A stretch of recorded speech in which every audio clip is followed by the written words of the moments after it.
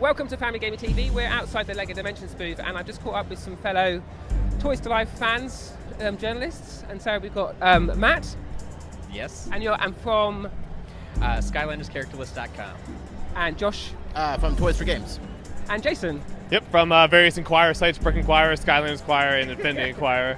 Yeah. And everything else. It's a long list. Yeah, long list of stuff. Yeah. So what I thought we'd do, we're in the second day of E3, so we've seen quite a lot of the Toys to Life stuff, so I thought we'd sort of do a roundup. What's hot, what surprised us, what did we see coming. So maybe if we go around, what's been your sort of top Toys to Life thing you've seen at the show? I'll start with you, Matt. Well, obviously, we're looking at Skylanders Imaginators, and I just got hands-on for the first time today, and it looks amazing. Like, I wasn't necessarily into the creation aspect, but the more you get hands-on with it, the more exciting it gets. So, check it out. Do you think if you haven't played Skylanders before, it's a good one to start? You to jump in on Imaginators, or is it better to maybe go back and start an earlier one? I think Imaginators is actually a decent place to start, because I mean, not only can you use all the previous figures if you like some of them, but you can create your own figure, and that's where you can really just kind of use your imagination and make the game what you want it to be. Yeah, cool. So, Josh, how about you? What's been your sort of highlight so far? Nintendo releasing or announcing new amiibo was kind of a surprise. They didn't hint at that at all. We got 3 new amiibo announced for the new Zelda game that's coming out next year. A new line of the Super Mario amiibo with a glow-in-the-dark Boo amiibo. What? A glow-in-the-dark? Boo. Oh, wow, yeah. Oh, I see, yeah. Yeah, so all those look great. I mean, Nintendo, they're kind of in this weird spot where they don't have much to release. Amiibo is a great thing for them, and it was nice to see them here at the show. Yeah, so it's not because they've got a massive Zelda Wii U booth, haven't they? It's nice to walk through, but so it's not just Zelda. There's other stuff too. Right. Yeah. It's so the Zelda amiibo, and then the Super Mario amiibo. So. And you can use the Twilight Princess amiibo, can't you, in the new Zelda game? Yes. And bring Wolf Link in. Have you had a chance to look at that? I've seen it in action. So you use the wolf. And it's actually a companion amiibo in the game, and he has his own health in the new game, and it looks really, really great, yeah. And so, Jason, how about you? What is a particular highlight so far? There's more to see, but how's it going? Yeah, I was coming in fully hyped for LEGO Dimensions. Was not let down whatsoever for that. They gave us a sneak peek of some of the new stuff. Behind closed doors, they even showed a little bit of Mission Impossible. Stuff like that was super exciting. Obviously, the big thing they had here was the big exclusive that they gave away is the we got the green arrow poly bag. Yeah. Pretty cool there. Exclusive here at E3, but also going to be at some other trade shows as well. It sounds like they hinted saying follow the social media accounts as well. So it sounds like they might try to give some away to the public as well that way. But they said it's a limited number, so it's a very limited thing. But they showed everything from there. They showed some of the Ghostbusters story pack. Looked really great. They have some surprise cameos in the background there, where the Velma was behind there, the Mystery Machine, Marty McFly was in that the story pack as well in the background. So I'm really excited for it. There's a lot of cool stuff going on. Yeah. So with Dimensions, it feels like you need to do a lot of reading between the lines, don't you? And we've had some pack codes come out, but there's obviously a lot more to come. We think we're going to get more than just these 2 story packs, don't we? Do you have a feel for what other franchises any of you think might be coming? Yeah, there seems to be this weird confusion in the press release whether there's a Lego Batman movie one coming as well. I wouldn't be surprised. It seems, though we were talking about it before, that they might be taking the Disney Infinity approach and releasing a story pack that kind of like matches up with their movie releases. So they're kind of going all along with that. So I wouldn't be surprised if there is a Lego Batman one. Would be a great way to release that for the movie as well. Yeah, I can see you nodding along there, Matt. So did you have some thoughts there? And basically what he said, it would make a lot of sense. Like, the 2 that we have confirmed are movies that are coming out this year. So why not keep up that trend, and every time they release a new movie, release a story pack with it, because that was their big tagline on the story pack, was that you can play through the entire movie. So it makes sense to me. Yeah. And so if it's a story pack, you get sort of 7 chapters, don't you? So that would six. Yeah. Yeah, 6 levels. So, but they say you can play from beginning to end of the new movie there. Even what they showed, just a little glimpse of it, even seemed a little more in depth than what the level packs we had. So, and then in addition to that, they have new abilities as well. They had a new thing called the Rip, which is a new toy pad ability. You got to go to another dimension and pull like objects from another franchise into it, similar to what we already had before, but this time you actually go into the other dimension and bring it back. That's like a new keystone sort of item, isn't it, that fits into the portal? Correct. Yeah. So the toy pad, not the portal. Yeah, I know. I fully play it. Toy pad is the official one, but yeah, pull that in there. So pretty cool that they're adding new abilities constantly to it as well. Now, I asked my 8-year-old, what do you think of LEGO Dimensions before I came? And he was saying it's pretty good, but he doesn't like how all the figures have all the abilities from the off. There's no upgrading to the minifigures. Is that? Do you think that's a problem, or do you think that's something they're going to change?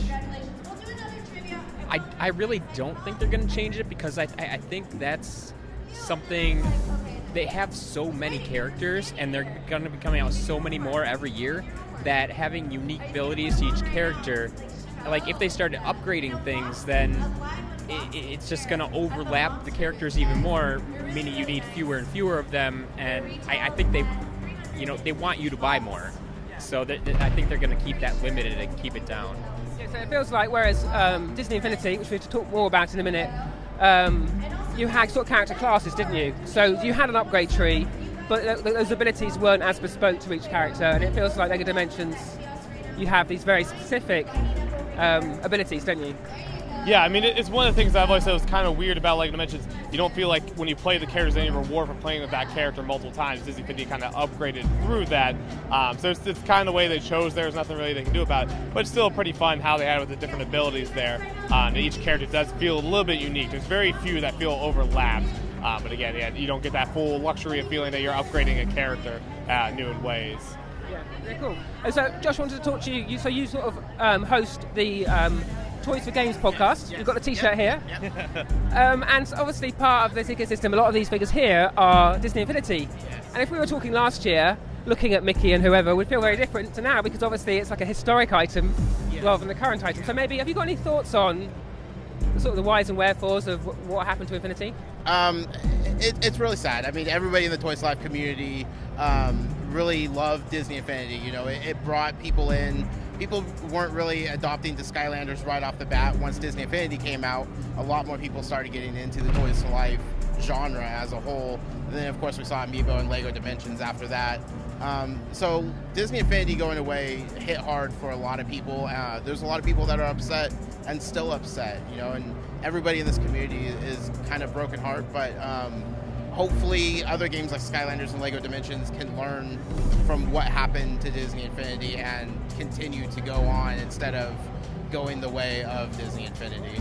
Do we have a clear picture of why Disney pulled the plug? I mean, it's a financial reason, isn't it? But do we know how that stacked up? The biggest thing from what we've heard is they overproduced a lot of figures. They brought in a lot of figures that people just weren't interested in, and they couldn't sell them. And their research and development, you know, creating these figures and bringing them into their specific art style, a lot of money went into that. And then overproducing, having 1 million or so Hulk figures sitting in a warehouse somewhere doesn't help the case, you know.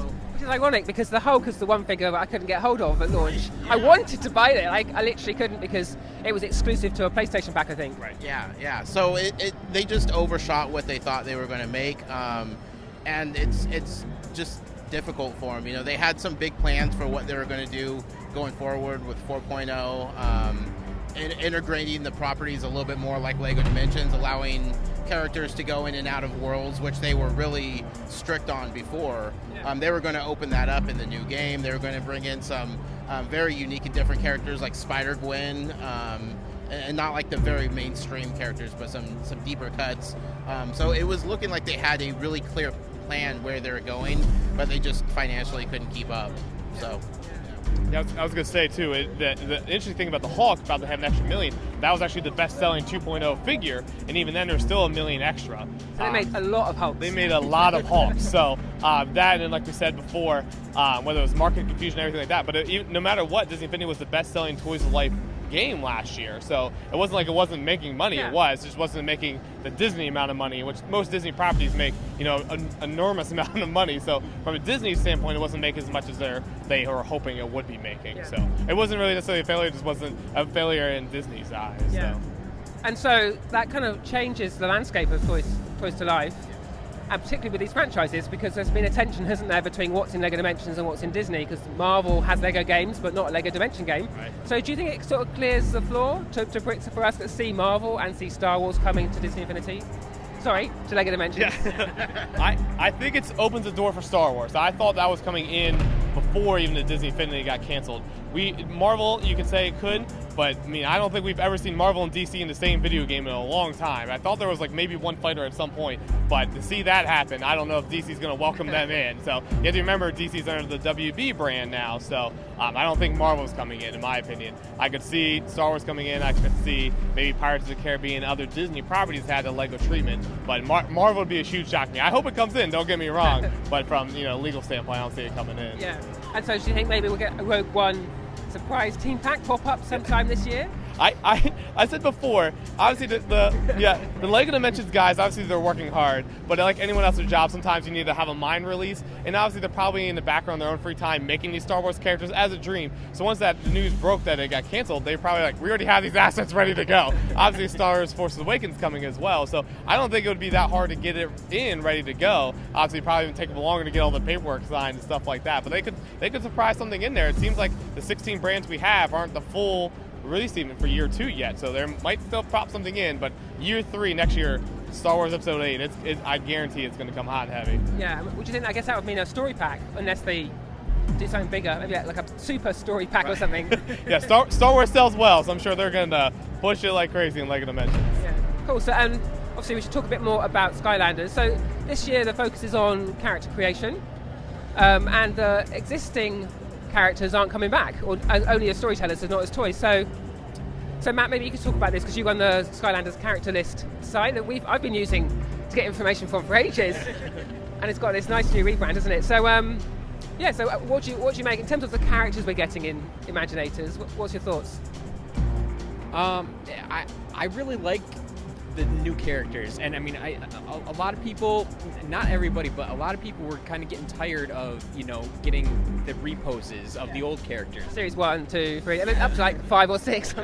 It got super confusing too as to which ones worked where, because there were Series 1 figures in the first game, Series 1 figures in the second game, Series 1 figures in the third, and it was just new characters, but they were Series 1, and so it got really confusing. So it's kind of nice last year and now this year again that there's just no reposes. They're just all brand new characters.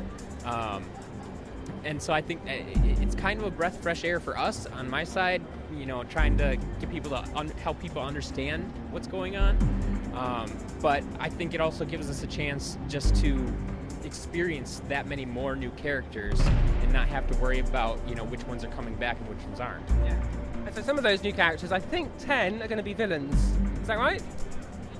11's what the official thing says. Some people reported 10. So there's something weird with that 11th. Where does Crash fit in to those numbers?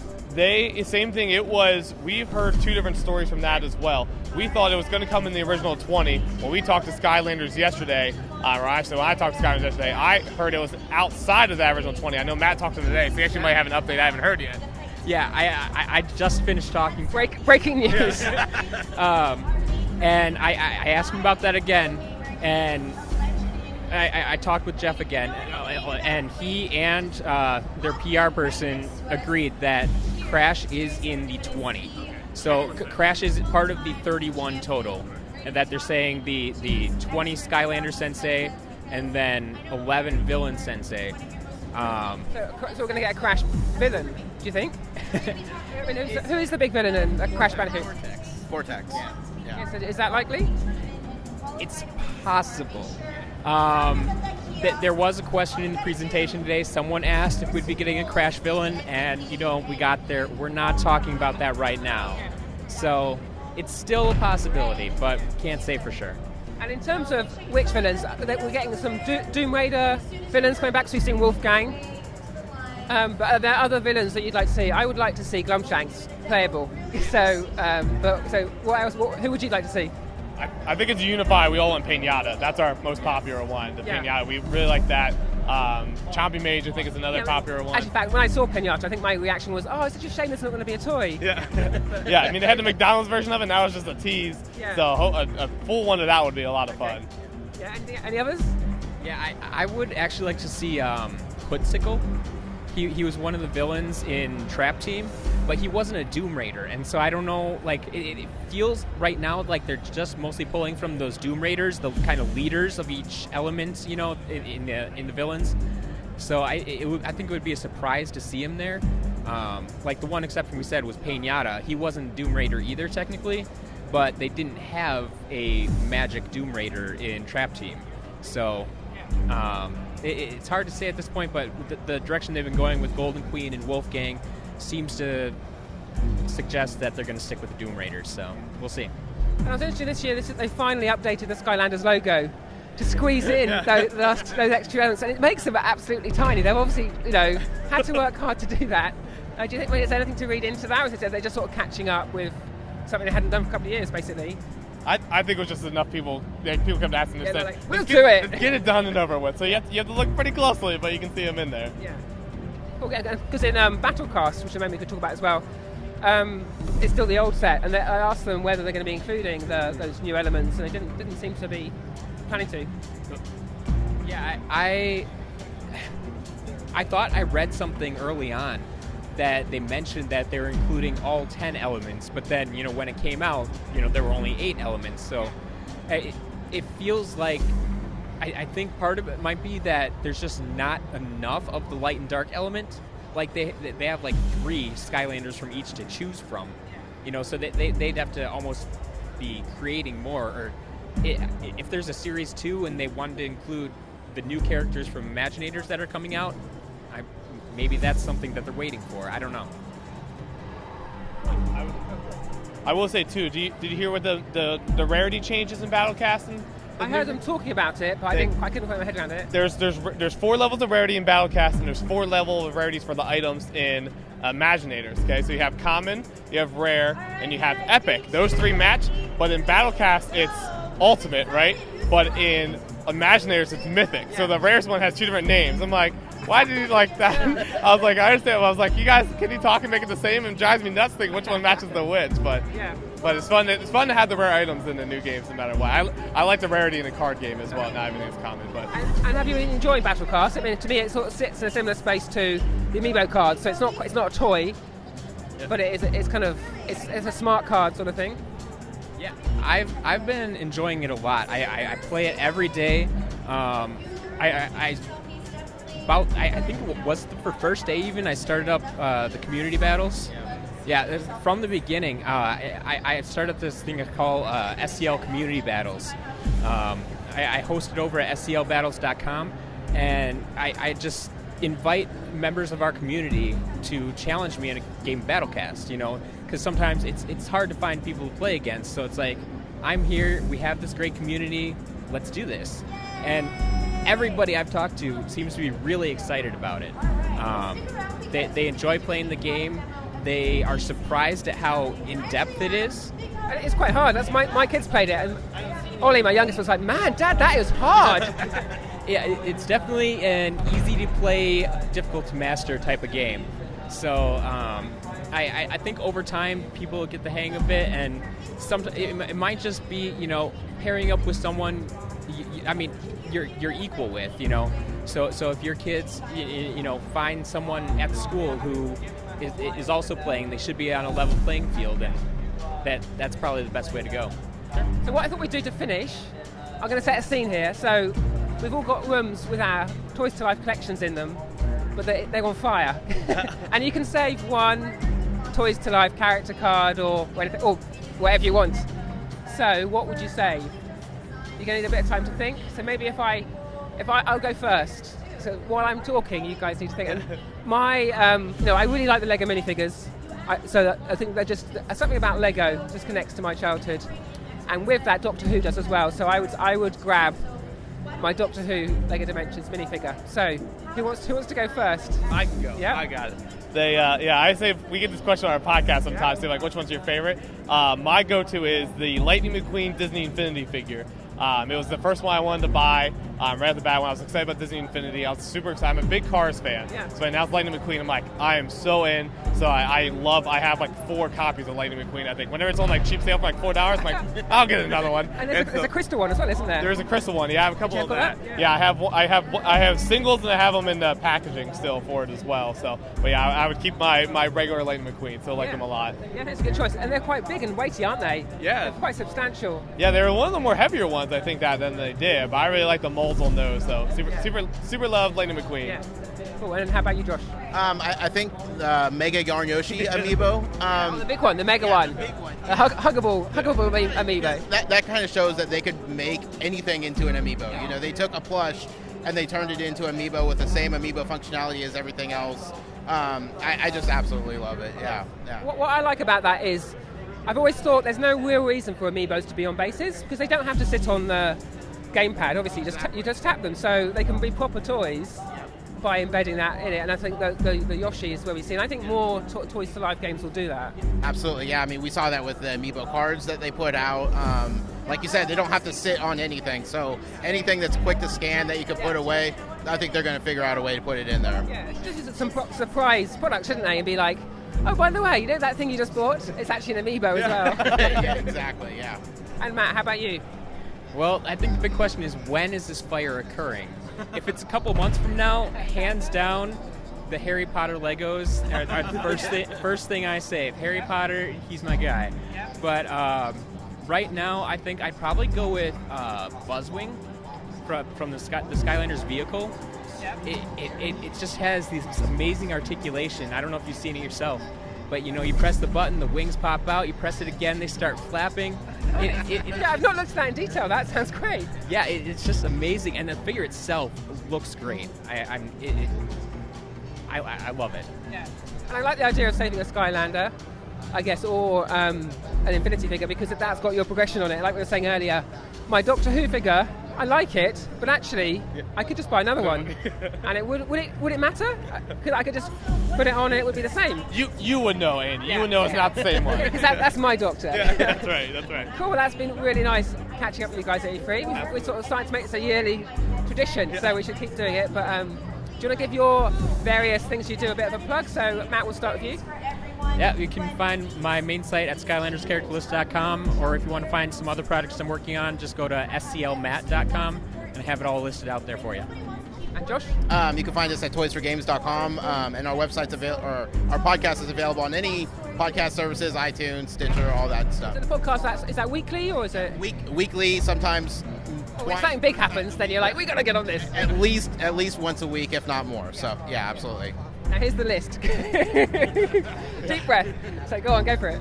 Yeah, so I have a fan site dedicated for each brand. So I have Brick Inquirer for Lego Dimensions, Skylanders Inquirer, Infinity Inquirer, stuff like that. Yeah. You can follow me personally on Twitter, twitter.com/JasonInquires. That's the easiest way. I link to everything off of that. So if you just want a one-stop shop, you can head there. Cool, well, we'll say goodbye. If everyone wants to wave, thanks for watching, and we'll see you again soon.